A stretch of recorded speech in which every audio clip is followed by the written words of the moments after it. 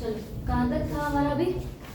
purchase company gives loan to the trust to buy their okay बढ़िया। तो direct route, trust route, primary market, secondary market. Primary market में fresh allotment थी, trust के नाम पर allotment करी, उस अलॉटमेंट के हिसाब से हमने सारे एप्रिसिएशंस एम्प्लॉयज में बांटे। डिविडेंड ट्रस्ट यूजुअली रखता है, क्यों रखता है?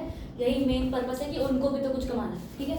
अब दूसरा हमने बोला कि कई बार ऐसा होता है कि सेकेंडरी मार्केट होता है। जब सेकेंडरी मार्केट होता है तो हम फ्रेश अलॉटमेंट नहीं करते। फ्रेश अलॉटमेंट नहीं करते इसका मतलब क्या हुआ फिर? तो फिर हम एम्प्लॉयज को शेयर कैसे बांटेंगे?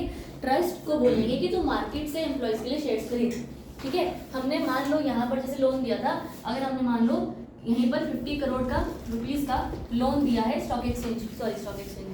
ट्रस्ट को, ठीक है। उस पैसों से trust 50 crore worth of shares खरीदेगा स्टॉक एक्सचेंज से। बस इवेंचुअली करना क्या है, इस जो खरीदा है और ये जो आपके शेयर्स मिलेंगे स्टॉक एक्सचेंज से, इनको एम्प्लॉयज के बेनिफिट के लिए यूज होगा। शेयर्स तुम्हें जो मिलेंगे वो दो तरीकों से, एक तो डिविडेंड और एक तुम्हारा एप्रिसिएशन। डिविडेंड ट्रस्ट अपने पास रख लेगा, एप्रिसिएशन एम्प्लॉयज के लिए बेनिफिट के लिए बांटेगा। तो मेन यहाँ पर भी पर्पस वही है, बस मेन जो फर्क है वो फर्क क्या है कि भाई एग्जैक्टली यहाँ पर प्राइमरी मार्केट, यहाँ पर स्टॉक एक्सचेंज से शेयर्स लिए जा रहे हैं। ये शेयर्स लेने का भाई अगेन मकसद वही है एग्जैक्टली कि भाई एम्प्लॉयज के लिए दिया गया, ठीक है। अब एक चीज करना तुम, और again which is not exam point of view, again कि यहाँ पर अगर मान लो उसने शेयर्स खरीदे जिसकी, अब स्टॉक एक्सचेंज से खरीदे तो मार्केट वैल्यू होगा ना, फेस वैल्यू नहीं होगा, करेक्ट। तो अगर शेयर्स खरीदे इसकी मार्केट वैल्यू जब उन्होंने खरीदी तब थी 300 रुपये, चल 100 रुपये बस चलेगा। अब इनको ये 2 साल बाद 3 साल बाद इंक्रीज हुआ, कितना बढ़ गया? 200 हो गई, ठीक है। तो आपकी करंट मार्केट वैल्यू ये है 200 रुपये। अब इस 200 के हिसाब से कुछ डिविडेंड, कुछ अमाउंट कुछ मिलेगा, करेक्ट। जब अगर मान लो इसमें से उसने कुछ पार्टली सेल किया और वो 100 रुपये कमाए, ठीक है, कुछ सेल किया, कुछ 100 रुपये कमाए, कुछ भी वोटेवर कमाया पैसा, जब उसने कमाया तो यहाँ पर है ना पेमेंट किस हिसाब से होती है? कुछ पेमेंट यहाँ पर मैं कुछ क्यों बोल रही हूँ क्योंकि लिखा हुआ नहीं है, क्योंकि सब कुछ हो जाता है। हाँ, इसी में से ये जो आपने पैसे कमाओगे ना, इसमें से कुछ एप्रिसिएशन का पैसा ट्रस्ट यूज करेगा कंपनी को वापस लोन की पेमेंट करने के लिए, और कुछ जो यहाँ पर बटेगा उसका डिविडेंड एप्रिसिएशन लेना देना एग्जैक्टली क्या है तुम्हें नहीं बताया गया है, तो you don't have to really worry about that. ठीक, क्लैरिटी है यहाँ पर? ये वाला हाँ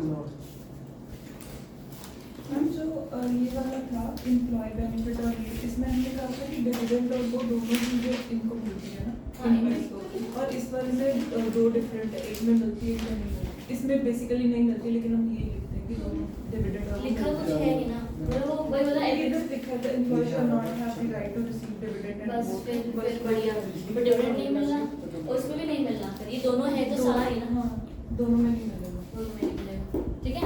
तो अगेन वही सिर्फ एप्रिसिएशन डिविडेंड एम्प्लॉयज को नहीं मिलना, सिर्फ ट्रस्ट के पास वापस रहेगा। यहाँ पर भी डिविडेंड एम्प्लॉयज को नहीं मिलना, ट्रस्ट के पास ही रहेगा। बताओ यहाँ तक कुछ डाउट है? सेकेंडरी में लिखना क्या है? लिखना क्या है? बस पहला पॉइंट बदल दिया ना कि फ्रेश अलॉटमेंट की जगह कंपनी लोन दे दिया और वो स्टॉक एक्सचेंज से उठा रहे, बाकी सेम है। बाकी सब साइन लोन का भी फर्क है, लोन लोन तो उसमें लोन ही तो फर्क है। हाँ हाँ हाँ जब पता तो मुश्किल है, आप पता चला। चलो ठीक है ठीक है ठीक है। अगला ये सार वाला पढ़ो, ये जो तुम्हारा था वो जीबी वाला था ना टॉपिक, उसी के साथ ऊपर क्या बोला? Administration and implementation ASAR scheme shall contain the details of the manner in which the scheme will be implemented and operated.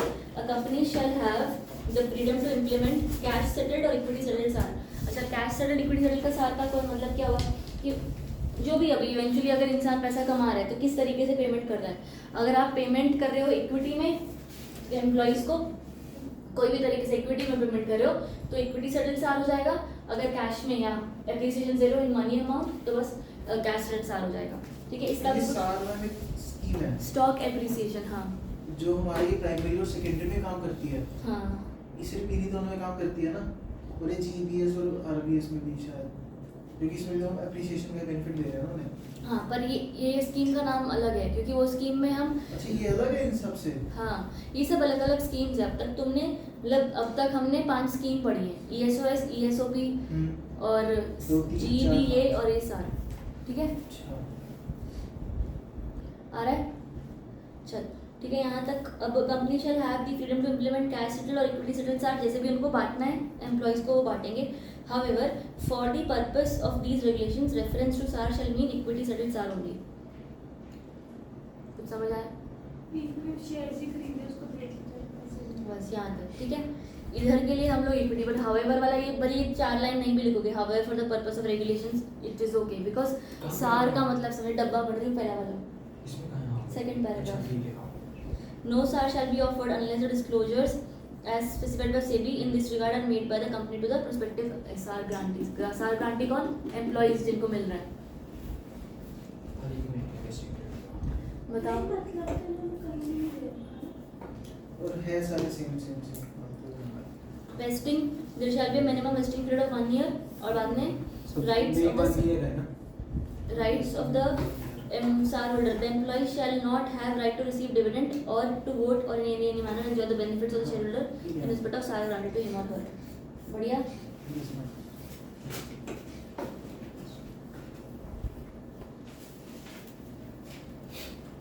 यहाँ पर मैंने ना लिखा हुआ है एक थोड़ा सा, तुम बस सुन लो, ऑलमोस्ट मैंने लिख ही लिया होगा। The company sells part of the shares to earn appreciation and distribute them between the employees. Dividend received is kept with the trust. बढ़िया। और कुछ यहाँ पर काम का डायरेक्ट रूट लिखो, वहाँ पर जहाँ पर डायरेक्ट रूट है ना वहाँ पर लिख लो कंपनी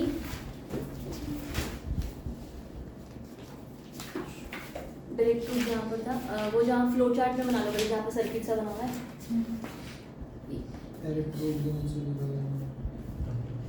हाँ अच्छा ठीक है, चलो जैसे तो मुझे क्लियर है। Company reserves certain number of shares in the name of employee,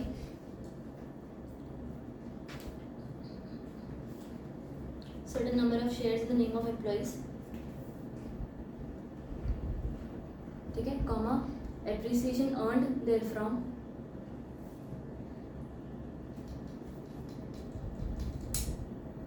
appreciation earned therefrom ना मतलब शेयर्स पे से जो आपने appreciation कमाई है, appreciation earned therefrom is distributed among the employees. From के बाद क्या? Distributed therefrom is distributed among the employees. एक चीज़ यहाँ पर मार्क करो, अंडरस्टैंड, बहुत काम की चीज़ है। जो ट्रस्ट था, ट्रस्ट रूट था, उसके अंदर प्राइमरी मार्केट सेकेंडरी मार्केट दोनों था। डायरेक्ट रूट जो है ना उसके अंदर सिर्फ और सिर्फ प्राइमरी मार्केट हो सकता है। क्यों? अगर हम खुद के शेयर स्टॉक से खरीद लेंगे तो बायबैक नहीं हो जाएगा। इसीलिए ही there is only primary market वाला route in case of direct वाला route. Can only be fresh allotment, ऐसा कर लो है तो can only be done through fresh allotment. Direct route में? हाँ डायरेक्ट रूट में ये जो शेयर्स हम बांट रहे हैं ना, कंपनी ने शेयर्स रिजर्व करके रखे for the purpose of employees, right. ये जो शेयर्स को रिजर्व करेगा वो फ्रेश अलॉट करेगा, क्योंकि मार्केट से खरीदेगा तो बायबैक हो जाएगा, कि आप कब बायबैक कैसे बोलते हैं। तो ये वाला डायरेक्ट रूट वाला जो है ना, it is possible only through fresh allotment of shares, possible only through fresh allotment of shares. Point समझ में आया? इसमें क्या रोल है इसका एप्रिसिएशन और डिविडेंड का? वो कंपनी बांट देगी अपनी पॉलिसी के हिसाब से, कुछ नहीं एक्सप्लेन किया है। अब हम कहाँ से करेंगे? अब शुरू से करेंगे ना डायरेक्ट रूट से। डायरेक्ट रूट पे होगा ना मैम, आगे जो पॉइंट्स हैं वहाँ से करेंगे ना। हाँ अब फटाफट हो जाएगा। थोड़ा सा लगेगा टाइम, बस हो जाएगा। हाँ लेकिन 3 पीछे बजे के तक साथ हो गया ना, हो फटाफट। इतना तो मैं ही कर रहा हूँ। कल पढ़े थे, दोबारा पढ़ने आज? समझ आया कि भाई कल? पढ़ा फिर सर। अच्छा मैम प्लीज मैम ये पढ़ाएगा मेरे को, Please, इससे ma'am. पढ़ना है। मेरे को पहले नहीं पॉज की नहीं पढ़ा 9 पॉइंट से पढ़ता हूँ। नहीं आज आज तक बता दे। कहाँ तक बताना है? उधर आ जाना, तो आज तक बता दो। सामने आ जाना। ऐसे देखो ना। अच्छा, देखो देखो, सिंपल सा है, मैं तो आपको वो देने जा रहा हूँ, सिर्फ बेसिक बोल रहा हूँ। तो जो छोड़ तो पहले समरी point टाइप, ठीक है। बता। पहले पॉइंट में सिंपल सी बात देख लो कि शेयर होल्डर से स्पेशल रेजोल्यूशन चाहिए। अगर हम जो भी ये सर्किट बना रहे हैं, जो इसमें जो भी कर रहे हैं, समझ नहीं आया। स्पेशल रेजोल्यूशन चाहिए। नहीं नहीं किस चीज के लिए चाहिए स्पेशल वही तो बोल रहा हूँ जबरदस्ती वो करना तो नहीं भाई देखो सॉरी अच्छा चला नहीं वो challenge ठीक बता रहे हैं हाँ, हाँ no ठीक है challenge। हाँ ठीक है ठीक है और सिंगल ट्रस्ट तो उसमें ट्रस्ट है ना ट्रस्ट है ना उसको proper books of account maintain रखनी है हाँ। और रिकॉर्ड और डॉक्यूमेंट से जो भी हो सब मेंटेन रखना है ठीक है। दूसरे पॉइंट में ये लिखा है तीसरे में पता नहीं क्या लिखा है चौथे में ये क्या बात है भाई तुम्हें 9th तक मैंने अंडरलाइन ही नहीं है भाई कुछ इसमें किया हुआ पढ़ने चले 2 मिनट ले ले मैं नहीं पढ़ रहा इसको इम्पोर्टेंट नहीं है मेरे हिसाब से पढ़ाई नहीं है तीसरा काट दो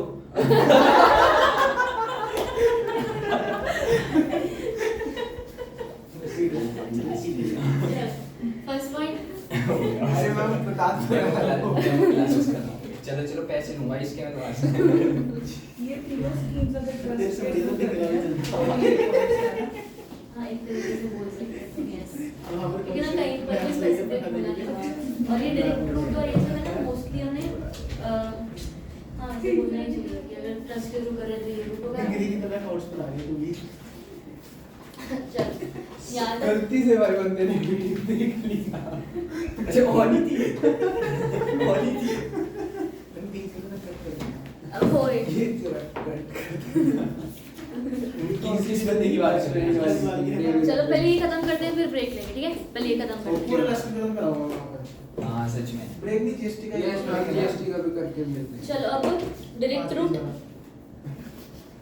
डायरेक्ट रूट और हमने ये सब देख लिया कि अगर आप जो आगे की स्कीम्स है यहाँ पर सी इसकी वो सर्किट जो बना हुआ है उसके ऊपर क्या लिखा हुआ है कंपनी में इम्प्लीमेंट अ स्कीम इधर डायरेक्टली और bye setting up irrevocable trust ठीक है तो बस exactly it means that only कि कोई भी स्कीम आप जो भी इम्प्लीमेंट करने की कोशिश कर रहे हो हाँ, जो भी स्कीम आप इम्प्लीमेंट करने की कोशिश कर रहे हो अगर ट्रस्ट के थ्रू होगा तो ये प्रोसेस होगा अगर सेकेंडरी मार्केट प्राइमरी मार्केट ब्ला ब्ला ब्ला अगर नॉन ट्रस्ट के थ्रू होगा तो वो प्रोसेस तो भाई कोई भी स्कीम ट्रस्ट के थ्रू हो या ना हो सकती है आपकी मर्जी है ठीक है बस और वो ट्रस्ट के थ्रू होने का ये तरीका है इतना हमने सीख लिया अगला first point if the scheme is to be implemented through trust same has to be decided upfront at the time of taking approval shareholder by setting up a scheme बढ़िया अगर आपको ट्रस्ट हाँ first point अगर आपको trust के through scheme को implement करना है तो you have to take an approval from the share holders बढ़िया however if circumstances so warrant the company may change the mode of implementation of the scheme subject to conditions मतलब अगर trust के through नहीं करने दे रहे हैं share holders तो आप नहीं करोगे उसके through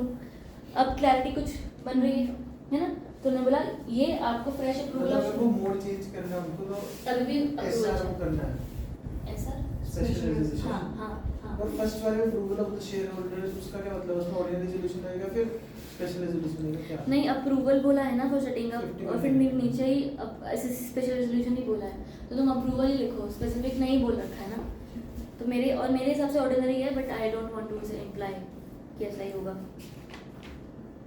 However, if prevailing circumstances warrant, company may change the mode of implementation of the scheme subject to the conditions that a fresh approval of shareholders by special resolution is obtained prior to implementation such a change and that such change is not prejudicial to the interest of the employees.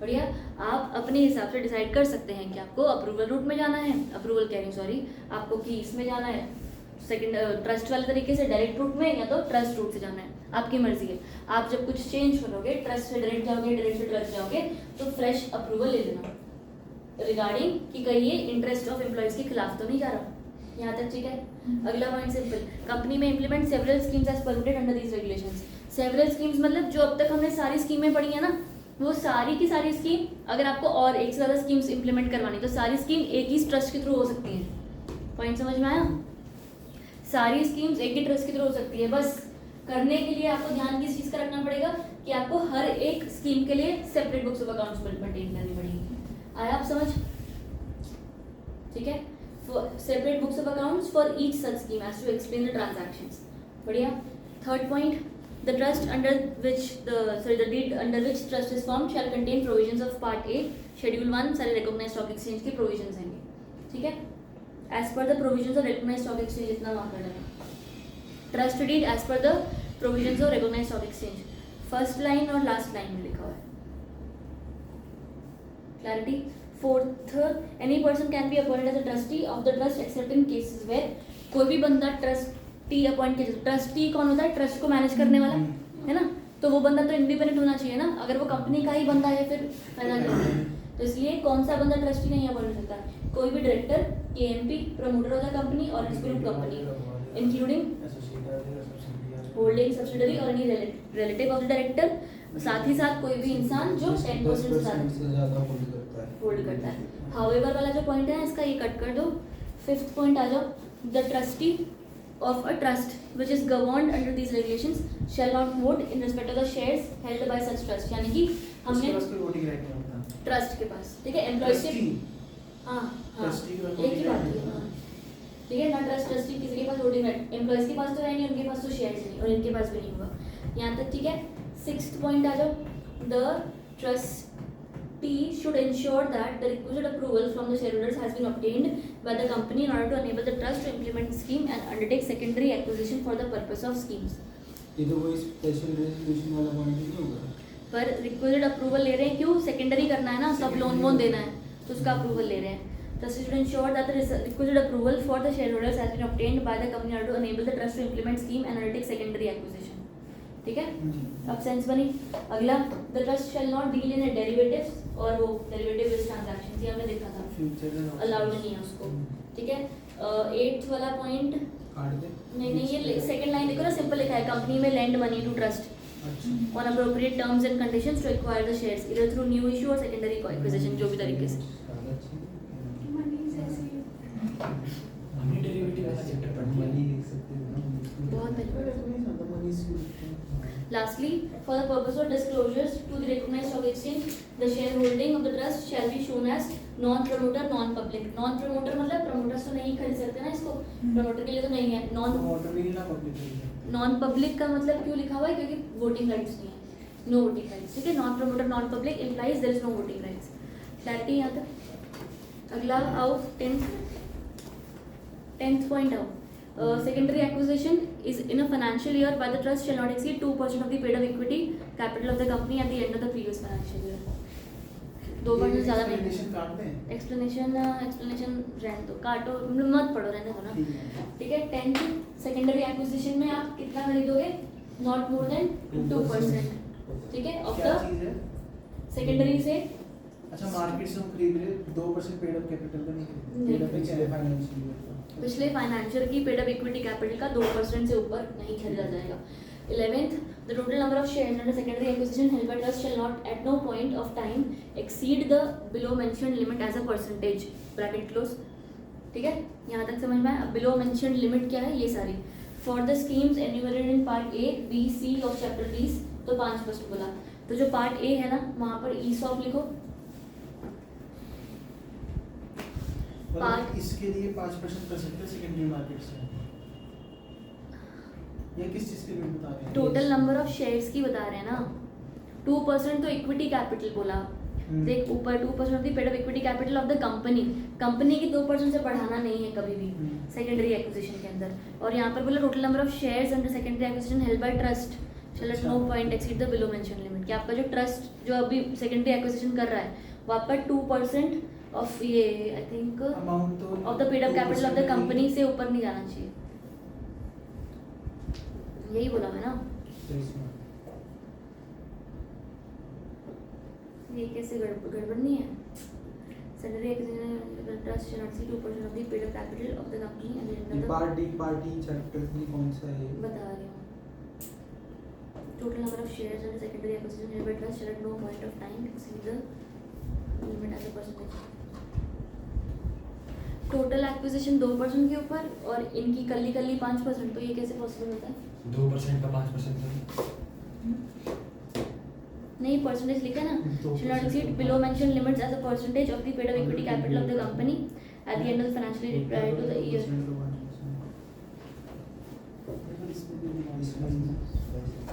चल मैं check करती हूँ, पहले इतना mark करो। Part A ESOP है, part B ESPS है, part सी सार है, पार्ट बी क्या है? हाँ पार्ट बी क्या है? ESPS, पार्ट ए तो इसो यस, और पार्ट सी सार, बी GBES क्या था वो, GBS जनरल वाला जीबीएस, पार्ट डी है वो वाला, जीएस हाँ डी क्या है? जी वाला जनरल बेनिफिट स्कीम वाला GBS मैं भूल गई, और RBS। तो हमने ये क्या बोला हुआ है कि आपका देखो लिमिट 5 और 2 दिया हुआ है ना, पहले इसका ये टेबल को डिकोड कर लो खाली। जो 5 और 2 दिया हुआ है ना, उसके अंदर भी बोला कि टोटल 5%, यानी कि आप अगर एम्प्लॉयज़ के इस बेनिफिट्स के लिए कर रहे हो, ठीक है, तो आपका यहाँ पर लिमिट पहले ओवरऑल लिमिट भी 5% है, और उसके अंदर से अगर आपने कुछ भी चीज़ ये GBS या RBS वाला करा हुआ है तो उसके लिए लिमिट 2% है, ठीक है। अगर यहाँ पर 2 कर दिया तो ऊपर फिर 3 हो जाएगा। पॉइंट समझ में आया कि टोटल 5 है। ये आप शेयर होल्डर्स एम्प्लॉइज के बेनिफिट के लिए इन स्कीम में इतना % of the paid up equity capital डाल सकते हैं। अच्छा, और ऊपर वाला था कि हम इतने सेकेंडरी मार्केट से खरीद सकते हैं, और ये है कि हम इतना एम्प्लॉइज के लिए बेनिफिट्स के लिए यूज़ कर सकते हैं इतना, चाहे प्राइमरी हो चाहे सेकेंडरी हो चाहे डायरेक्ट हो चाहे जो भी है ना, शायद पर नहीं सेकेंडरी लिखा हुआ है ना यहाँ पर। लिखा हुआ है, लिखा हुआ है। दोबारा बताएंगे मैम आपकी ये किसकी परसेंटेज? या फिर मैम ऊपर इन्होंने ऐसे दे रखा है और नीचे वो वो एक्सटेंडेड मैं तुक्का मारती हूँ, बाद में देखती हूँ क्या बोल रहा था, कहाँ बोल रहा परसेंटेज किसकी बताइए? परसेंटेज इसकी बताई है कि जो सारे ना देख डब्ल्यू में क्या लिखा है, for the schemes in this of these regulations लिखा है ना 11 पॉइंट। 11th। हाँ मैं 11th पॉइंट करा रही हूँ। 11th पॉइंट में बोला हुआ क्या है देख, अच्छा वो सब छोड़ दे, बोला हुआ क्या है कि आप खुद जो भी पैसा एम्प्लॉयज़ के बेनिफिट के लिए लगाएंगे, ठीक है, जो भी पैसा एम्प्लॉय के बेनिफिट के लिए लगाएंगे वो आपका total paid up equity capital का 5% से ऊपर नहीं होना चाहिए। ठीक है, 5% से ऊपर नहीं होना चाहिए। किन स्कीम के लिए 5% की लिमिट दी हुई है? ऊपर वाले ESOP, ESPS कि आप इनके लिए 5% तक का पैसा लगा सकते हो, बढ़िया। और RBS वो GBS वाला जो था उनके लिए 2% तक का पैसा लगा सकते हो, पर ओवरऑल लिमिट कभी भी 5 के ऊपर नहीं जाएगी। अगर तुमने RBS या GBS में 2% लगा दिया तो ऊपर फिर 3 ही बचेगा ना, अगर ऊपर पूरा 5 लगा दिया तो नीचे के लिए बचेगा नहीं, टोटल 5 है, ठीक है। और जो 2% है उनको चेक करना पड़ेगा क्या है, तो जो हमने RBS और GIPS पढ़ते हुए जैसे 10% वाला किया था, फेयर वैल्यू का और मार्केट वैल्यू और उसका 10%, वो क्या है? वो तो इतना कंट्रीब्यूशन था ना, वो अलग था, वो कंट्रीब्यूशन था अलग, वो चेक करती हूँ मैं बाद में। पहले चेक कर लेना, आप आगे बढ़ाना स्टार्ट करें। बस हमें बहुत है 15। अरे तो सारे पॉइंट अलग अलग कह रहे हैं ना, बस खत्म हो गया ना। अनअप्रोप्रिएटेड इन्वेंट्री और एप्रोप्रिएटेड इन्वेंट्री, इसका मतलब क्या है? सिर्फ इतना देख लो कि अगर एप्रोप्रिएटेड इन्वेंट्री है ना, अगर ट्रस्ट में अगर 20 लाख का है टोटल, ठीक है, ट्रस्ट में अगर 20 लाख का टोटल है, उसमें से बोल दिया कि 16 लाख है ना एम्प्लॉयज के बेनिफिट के लिए जाएगा, और बाकी का बचा अभी हमने बताया नहीं है, तो अनएप्रोप्रिएट हो 7 लाख, ठीक है। एप्रोप्रिएटेड वो जो बता दिया है, अनएप्रोप्रिएट वो जो नहीं बताया है। कुछ चीज़ अगर अनएप्रोप्रिएट है तो 1 साल के अंदर अंदर एप्रोप्रिएट कर दो, नहीं 1 साल नहीं 6 महीने के अंदर। हाँ पढ़ लो ना, यहाँ पर लिखा हुआ है third line, appropriate with reasonable period of time shall not exceed beyond the end of the subsequent financial year. हाँ, अगले साल के एंड तक या तो the second subsequent financial year subject to approval, ऐसा लिख देना यहाँ पर कि अप्रोप्रिएट अनअप्रोप्रिएट होता है। अगर एप्रोप्रिएट और अनएप्रोप्रिएट होता है, ठीक है, इनमें से जो अप्रोप्रिएट है वो ठीक है, वेरी गुड। जो नहीं पता है अनअप्रोप्रिएट है, will have to make it appropriate within the prescribed time limit. बढ़िया, कितना फर्स्ट है फाइनेंशियल कितना याद कर लोगे। अगला आ जाओ, the trust shall be required to hold the shares acquired through secondary acquisition for a minimum period of 6 महीना except where the required to be transferred in circumstances enumerated. Trust जो भी है वो it is required to hold the shares acquired through secondary for the minimum period of 6 महीने के लिए आप उसको होल्ड करो, उसके बाद जाके आप एम्प्लॉइज के बेनिफिट के लिए यूज करोगे। Next, trust shall be permitted to undertake off market transfer, क्योंकि बहुत सारा खरीदने वाले ना, और हम बोलते हैं ना ये बहुत सारा खरीदने वाले तो ऑफ मार्केट से लिया करो, नहीं तो मार्केट हिल जाएगी, तो ये लोग ऑफ मार्केट इनको अलाउड है। आया? अगला इतना काफ़ी है। उसके 16 पॉइंट आ जाओ, सिर्फ 2 लाइन ही मार्क करने। The trust shall not become a mechanic, shall not become 15 से ही हूँ ना मैं, अच्छा सॉरी 15 था। द 15 की सिर्फ 2 लाइन पढ़नी है। The trust shall not become a mechanism for trading in shares, मतलब ट्रस्ट का काम ट्रेडिंग का नहीं है, होल्डिंग का है और बेनिफिट्स को बांटने का है। बाकी पॉइंट्स रहने दो। और 16 आ जाओ, ABCD मतलब है तो 16 डालो. The trust shall not be required to make disclosures and comply with shall be required not क्या will be required to make disclosures. Circumstances है वो नहीं पढ़ना, उसके पहले के ब्रैकेट क्लोज कर दे. सेल नहीं कर सकती. The trust ब्रैकेट क्लोज कर देना. सेल नहीं कर सकती मतलब ट्रस्ट. हाँ तो आप यहाँ पे एक्सप्लेन तो क्या देखा, ट्रेडिंग नहीं करनी है. Sell for the benefit. Trading क्या होता है? बाई सेल खेल रहे हैं ना हम लोग, पैसा कमाने की. ट्रेडिंग इज बाइंग और सेलिंग. बेचना इज नॉट ट्रेडिंग. नहीं, it is not trading. Holding, earning profit and then selling is not trading. ठीक है. एलिजिबिलिटी क्राइटेरिया ध्यान दो, कुछ नहीं है ना. पार्टिसिपेट द स्कीम, एलिजिबल होना चाहिए. कंपनसेशन के लिए बताइए वो एलिजिबिलिटी क्राइटेरिया. हाँ, बस. Compensation committee shall constitute a compensation committee for administration of and superintendence of the scheme where the scheme is being implemented. Compensation committee का काम है ना सारा, तो हम बस रिस्पॉन्सिबिलिटीज देख रहे हैं. Second point, compensation committee shall be a committee of such members of BOD as per the regulations of SEBI. Third line, however a company may also opt to designate its nomination and remuneration committee as a compensation committee. Companies में एक nomination remuneration committee भी होती है जो employees को appoint करने के लिए बनती है. ठीक है, तो वो भी बना सकते हैं. उन्हीं को ही कंपेंसेशन का काम दे तो भी चलेगा. पॉइंट समझ में आया? कंपेंसेशन कमेटी बनाई है, ये जो काम है सारा कोई तो करेगा ना. तो बोर्ड ऑफ डायरेक्टर्स अपने हाथ पे लेंगे तो पंगा है. तब हमने बोला था कि अगर आप शेयर होल्डर से अप्रूवल लेते हो ये काम करने का, तो शेयर होल्डर्स अप्रूवल किसको देते हैं? बोर्ड को. राइट. बोर्ड ये काम खुद नहीं करता, कमेटी से करवाता है. कमेटी का नाम कंपेंसेशन कमेटी. ठीक है, तो कमेटी के नाम के लिए बस कमेटी के लिए बोला गया है कि वो आप compensation company shall constitute a committee for the administration of the schemes. First point. Second बोला कि ये कमेटी LODR के रेगुलेशंस के हिसाब से बनाया. कंपनी में ऑल्सो ऑप्ट टू डेजिग्नेटेड या तो NRN वो जो नॉमिनेशन रेगुलेशन कमेटी होती है वो भी कंपेंसेशन का काम कर सकती है. ठीक है, पक्का सारे साथ में. अगला, compensation committee shell enter India formulated details and terms and conditions. Compensation committee shell frame suitable policies and procedures to ensure there is no violation of the securities law under SEBI.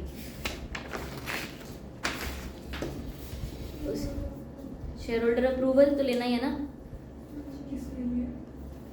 सारा काम करने के लिए बार बार. अब यहाँ पर जो दिया हुआ है ना बहुत गंदा तरीके से दिया है. ना ही सिर्फ अकेले में इतना इंपॉर्टेंट टॉपिक नहीं है. मैं तो तुम्हें लिखवा रही हूँ, वो बस यहाँ पे साइड में आ जाएगा, लिख लो. ठीक है. शेयर होल्डर अप्रूवल की हेडिंग से. हाँ शेयर होल्डर हेडिंग से लिखी है. हाँ, यहीं लिख लेना, वो डब्बा नहीं पढ़ना है. अच्छा, जहाँ पे भी लिखना है लिख लेना. Scheme must be implemented by the approval of all the schemes must be जो भी लिखो यार. Schemes must be implemented with the approval of share holder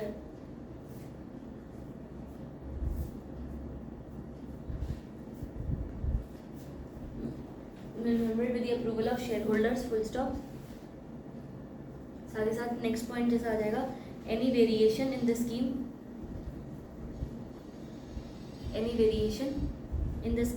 if any. ये फर्स्ट पॉइंट ही होगा. जैसे मर्जी लिख लो यार. any variation in the scheme, हाँ वैसा ही ऐसे मिला रही है. if any must also be approved by the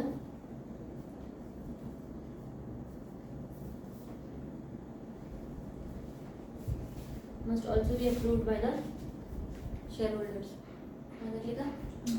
अब ये जो स्कीम है ना कि any variation in the scheme और अप्रूव्ड बाय द होल्डर, तो यहाँ पर ना पॉइंट है कि स्कीम कौन सी और होल्डर कौन सा, पंगा थोड़ा सा है. तो आपको सिर्फ ये ध्यान रखना है कि अगर हम फ्रेश इशू करके स्कीम्स में चेंजेस ला रहे हैं तो आपको अप्रूवल की ज़रूरत है. अगर आप ओपन मार्केट से खरीद रहे हो तो आपको अप्रूवल की ज़रूरत नहीं है. ठीक है, तो you can write it as कि ऐसे लिख लो स्कीम में, फिर ऐसे स्कीम के दो पार्ट्स करके नीचे अगला पॉइंट टाइप का कि अगर फ्रेश इशू है तो जनरल मीटिंग में स्पेशल रेजोल्यूशन पास करना पड़ेगा. और अगर ओपन मार्केट से खरीदा है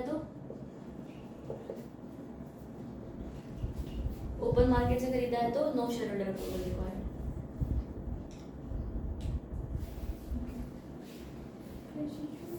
तो जनरल मीटिंग में स्पेशल रेजोल्यूशन कब? ये सिर्फ एससीआर वाली स्कीम के लिए ना, दूसरे में तो प्राइमरी के अंदर ही सारा नहीं। हाँ तभी तो मैं ये बड़ा पहला ऑप्शन लिखा है, पहला ऑप्शन जनरल मीटिंग में स्पेशल रेगुलेशन लेना पड़ेगा अगर फ्रेश इशू करना है। Fresh issue. लिखा जो वेरिएशन ऑफ टर्म्स है ना वहाँ पर नहीं भाई वेरिएशन आ ही गया था यार, काट दो उसको।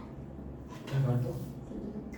अगर मैं वेरिएशन ऑफ टर्म्स नहीं सेंस बनेगा यार, क्योंकि ये वेरिएशन तो था तभी मैंने तुम्हें इकट्ठा करके लिखा दिया ना। हो गया था बाइंडिंग अप आ गया, binding up of the scheme करनी है कर लेंगे, बस अप्रूवल चाहिए। आ जाओ अगला पेज।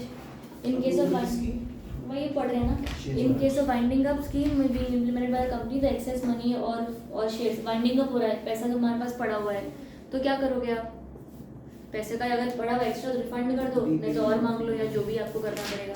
तो अगर मान लो in case of binding up of the scheme being implemented by the company the excess monies और shares remaining with the trust after the meeting all the obligations if any shall be utilised for repayment of loan. याद है loan, for repayment of loan. कहाँ से loan? क्योंकि company ने जब दिया था ट्रस्ट को, याद आ रहा है?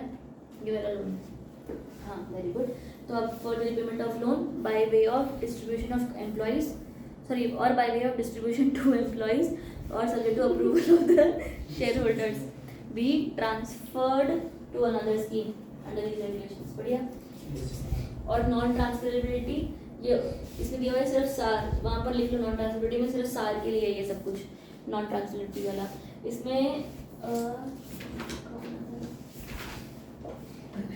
सारी साथ तो लिखा है नीचे साथ। हाँ जहाँ पर तुम्हारा हाँ खत्म हो गया ना। अगर इन केस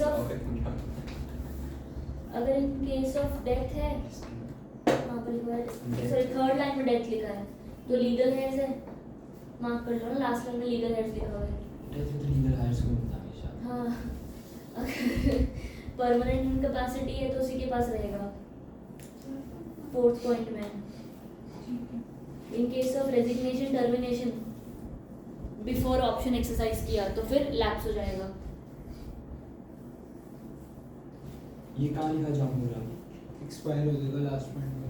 लास्ट में shall expire when termination of employee।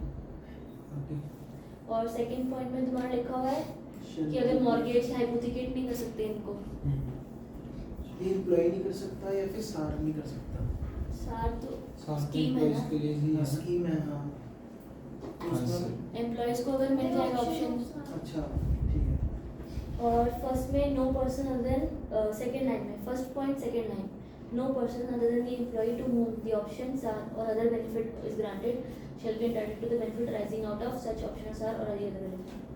जब मतलब एम्प्लॉय के हाथ में सब कुछ कितने मर्जी सालों के बाद एक बार फाइनल आ सकता है, उसके बाद वो उसको जो मर्जी करे ना। हाँ आप ओनर बन गए फिर आप जो मर्जी करो। ठीक है फर्स्ट पॉइंट वैसे काम का नहीं लग रहा मुझे, बाकी नीचे के पॉइंट्स ठीक है फिर भी और ये फोर्थ में क्या लिखा है? कर दिए। परमानेंट इनकैपेसिटी हो गया तो उसी के पास रहेगा। लिस्टिंग लिखा हुआ है ना आगे, वो कट कर दो। और सर्टिफिकेट फ्रॉम ऑडिटर तो वो चाहिए जनरल मीटिंग। आप अप्रूवल लेने जाते हो ना शेयर होल्डर से तो उनको कुछ तो बताओगे, तो उनको क्या बताओगे?